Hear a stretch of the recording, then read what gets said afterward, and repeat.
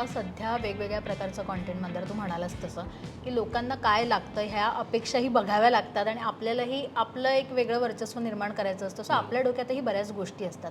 आत्ताच्या कॉमेडीबद्दल तुला असं काय वाटतं की आता आपला पॅटर्न थोडासा चेंज करायला हवा आहे? जसं आता तू मगाशी म्हणालास की काही वल्गर कॉन्टेंट असू दे किंवा रोस्टिंग हा प्रकार असू दे, हा आत्ता लोकांना इन वाटतो पटकन आणि पटकन बघावंसं वाटतं जाऊन. सो तुला असं वाटलं की आता थोडासा पॅटर्न चेंज करायला हवा ऑडियन्स डिमांडनुसार? नाही, माझं ना थोडंसं त्याला बघायचा दृष्टिकोन वेगळा आहे. की ना काम तुमचं ना असं असलं पाहिजे की ते आज नाही, आज नंतर 30 वर्षानंतर पण जर कोणी ते बघितलं ना, तर त्याला ते तितकंच रिलेव्हंट वाटलं पाहिजे किंवा त्याला ते तितकंच कंटेम्पररी असं वाटलं पाहिजे. की आता फॉर एक्झाम्पल पुलंचं जे काम आहे, 40 वर्षांपूर्वी जे त्यांनी लिहिलेलं आहे, आज पण त्याच्याबद्दल वाचताना किंवा ऐकताना तितकीच मजा येते. बरोबर. की आता म्हैस जे त्यांचं हे आहे राईट, माझं फेवरेट हे आहे. येस. मी 100 वेळा ऐकलं असेल तरी परत ऐकताना इतकी मजा वाटते. आणि दरवेळेला असं त्यातनं ना काहीतरी असं वेगळं तुम्हाला इंटरेस्टिंग गोष्ट आहे, ही मला लास्ट टाईम मी मिस केली होती, नवीन काहीतरी मी यावेळेला ऐकलं. सो ते ना मला असं वाटतं की काम असं राहतं. हे जे हल्ली कॉन्टेंट चालतं आहे ना, त्याचा बेंचमार्क इतका लो आहे की आज तुम्ही करताय, पण मग ह्याच्यातनं तुमच्यासारखे 1000 लोक येतील. बरोबर. पण तुम्ही जेव्हा तो बेंचमार्क ॲज अ आर्टिस्ट तुमच्या आर्टचा बेंचमार्क हाय ठेवता ना, तेव्हा मग ना तुमची त्या लेवलला तुमच्याशी कॉम्पिट करणारे खूप कमी असतात लोक. म्हणजे जरी एक आपण म्हणतो ना की तुम्ही पिक्चर ह्या मास मार्केटसाठी बनवताय का क्रिटिक्ससाठी बनवताय, राईट. तर मला वाटतं थोडं सध्या मी आर्ट फिल्म बनवते असं मला वाटतंय. पैसाही अर्थात जरुरी आहे, पण मला असं वाटतं की सध्या आर्ट फिल्मही आपल्या गरजा भागतील किंवा आपण चांगल्या ह्याच्यात राहू इतका पैसा देते. बरोबर. त्यामुळे हेच करत राहायचा असा प्लॅन आहे. पण खरं तर मंदार, तू खूप वर्षांपासून स्टँडअप कॉमेडी करतोयस. पण आत्ताचं काही जणांचं असं आहे की एखादा विषयच म्हणजे असा चलता विषय घेऊन पुढे जातो पटकन आणि त्याला फेम जास्त मिळतं. आपण एक बिल्टअप करत येतो आपली इमेज की आपल्याला हे करायचं आणि आपण खूप वर्षांपासून करतो. बट काही जण आहेत ते जे ऑडियन्सला हवे ते विषय घेऊन आत्ता सुरुवात करतात आणि त्यांना एक वेगळं फेम मिळतं. याबद्दल तुझं काय मत आहे? नाही, मला वाटतं सगळे अप्रोच बरोबर आहेत. प्रत्येकाला माहिती असतं की आपल्याला काय हवं आहे. म्हणजे कोणाला असं हवं असतं की कंट्रोवर्सी जरा झाली तर लवकर आयवॉल्स मिळतील. सो बऱ्याच लोकांनी हा मार्ग निवडला आहे किंवा कंट्रोवर्सीमधून करिअर बनवू. बऱ्याच लोकांनी एक बॅलन्स ठेवला आहे त्या दोन्हीमधला की थोडीशी कंट्रोवर्सी पण करू, थोडं हे करू. सो मला वाटतं प्रत्येकाला आपापलं पाथ निवडण्याचं स्वातंत्र्य आहे. मला असं ना थोडंसं मला कॉन्फ्लिक्ट असं जीवनात आवडत नाही फारच. त्याच्यामुळे माझं असं की शांतपणे जे चाललं आहे ना ते चालू द्या. मग मी उगाच असं ओव्हरटली पॉलिटिकल किंवा खूप जास्ती असं पुशिंग द एन्व्हलप वगैरे असं कॉन्टेंट मी फार हल्ली करायचा प्रयत्न करत नाही. हा जो एक झोन मी पकडला आहे ज्यात लोक आपल्या आईवडिलांना पण घेऊन येतात, लोक आपल्या लहान मुलांना पण घेऊन येतात. एक्झॅक्टली. मला त्या झोनमध्ये राहणं मला असं आवडतं आहे.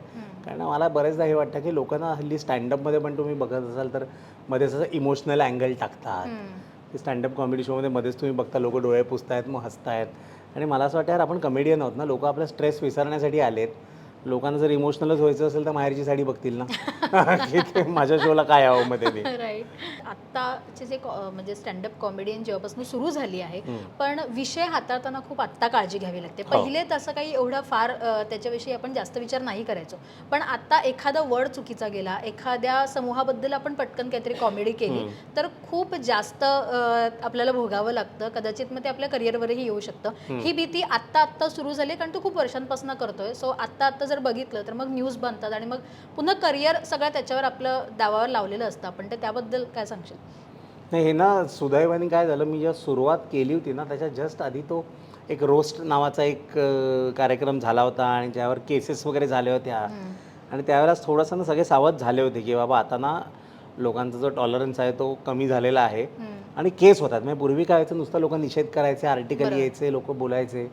मग त्या केसेस व्हायला लागल्या आणि तेव्हापासून थोडंसं लोकांना एक एक आयडिया. त्यांनी सुरुवातीला मी नोकरी करत असल्यामुळे माझं तर असं असायचं की मला कोणत्याच प्रकारचं अटेन्शन नको आहे. म्हणजे मी स्टँडअप पण करायचो तर मी असं लपवून करायचो असं बऱ्यापैकी सुरुवातीला. पण सुरुवातीला माझं हे होतं की मला कंट्रोवर्सी नको आहे. मला कोणा सांगायचं पण नाही की मी हे करतो. लोकं म्हणतील की अरे हा तर मग उद्या सोडून हेच करेल वगैरे. आणि मग एक झाली पण होती माझ्याबरोबर कंट्रोवर्सी. 2018मध्ये मी एक व्हिडिओ टाकला होता जो खूप असा चालला होता व्हिडिओ. पण मग ते काही लोकांचं ज्यांच्याबद्दल वक्तव्य केलं गेलं होतं. हम्म. तर त्यांचे जे समर्थक होते त्यांच्याकडनं धमक्या आल्या, बऱ्याचशा गोष्टी झाल्या आणि मग तेव्हा असं वाटलं की अरे is it really worth it. म्हणून मग त्याच्यानंतर मी बंद केलं हे सगळं करायचं. बाबा तू पुन्हा जॉब सुरुवात केली माझ्यामध्ये पुन्हा तू स्टँडअप कॉमेडी सुरू केल्यानंतर मध्ये एक थोडा काहीतरी फेज आलेली त्याच्यानंतर ते सोडून तू पुन्हा एकदा जॉब साठी स्विच केलेलंस. कोविडच्या वेळेला मी 2018 मी नोकरी सोडली. त्यानंतर मी हेच करत होतो फुल टाईम आणि मग कोविड लागल्यावरती असं झालं की पहिलं साधारण 1.25 वर्ष होऊन गेलं होतं आणि ना काही गोष्टी उघडायची चिन्हच दिसत नव्हती. आणि एक साधारण 5 महिने नोकरी केल्यानंतर नशीब बघा कसं ती कंपनी बँकरप्ट झाली. आणि कंपनी बँकरप्ट झाली. 1 महिन्याचा शेवटचा माझा पगार पण नव्हता आला. पण त्याच्यानंतर गोष्टी उघडायला लागल्या होत्या आणि उघडायला लागले आणि ते संपलं आणि जस्ट एक ना मोठ्या एका ब्रँडबरोबर कोलॅबरेट करायची ऑपॉर्च्युनिटी आली. आणि तो एक अल्कोहोलचा ब्रँड होता आणि माझं असं होतं की अल्कोहोलचा ब्रँड आपण नाही एंडोर्स केला पाहिजे. पण त्यावेळेला ना एक म्हण आहे ना मराठीत बेगर्स कांट बी चुझर्स, मराठीत नाही आपली म्हण इंग्रजीत बेगर्स कांट बी चुझर्स. त्याला म्हटलं आत्ता माझ्याकडे ती लक्झरी नाही आहे की मी नाही म्हणू ना, पण कुठून तरी आतून पण हे वाटत होतं. मग मी ना माझ्या मॅनेजरला म्हटलं एक काम कर, काहीतरी अशी रँडम अशी अमाऊंट सांग, तेच नाही म्हणू देत, नाही आपल्यावर नको यायला. आणि त्यांनी लगेच अप्रूव्ह केलं ते. सो ते असं झालं ना की ती अमाऊंट एवढी मोठी होती की आपली जी नॉर्मल लाईफस्टाईल आहे ना ती सस्टेन करून 4-5 महिने निघतील इतके हे होते. म्हटलं ही ना देवानी संधी दिली आहे आपल्याला, तर ना आता परत नोकरीत अडकायला नको आणि ना म्हटलं फोकस करूया ह्याच्यावरती. आणि मग मी करतो आणि मग लकीली काय झालं टी व्हीचा एक शो मिळाला मला वाटतं जानेवारी 2022 आणि टी व्हीचा शो मिळाल्यानंतर काय झालं कॉर्पोरेट शोज वगैरे खूप मिळायला लागले. कारण टी व्हीची ना पॉवर काय असते त्यावेळेला मला कळलं. आणि मग ते झाल्यानंतर मग मला वाटतं ती तिसरी जी वेव आली कोविडची त्यात फार असं काही झालं नाही. आणि मग 2022 मला वाटतं फेब्रुवारी किंवा मार्चच्या आसपास ना मी असं ठरवलं की आता ना फोकस सगळीकडे करण्यापेक्षा की इंग्लिशमध्ये पण करतो हिंदीत पण करतो आपण फोकस करूया मराठीवर.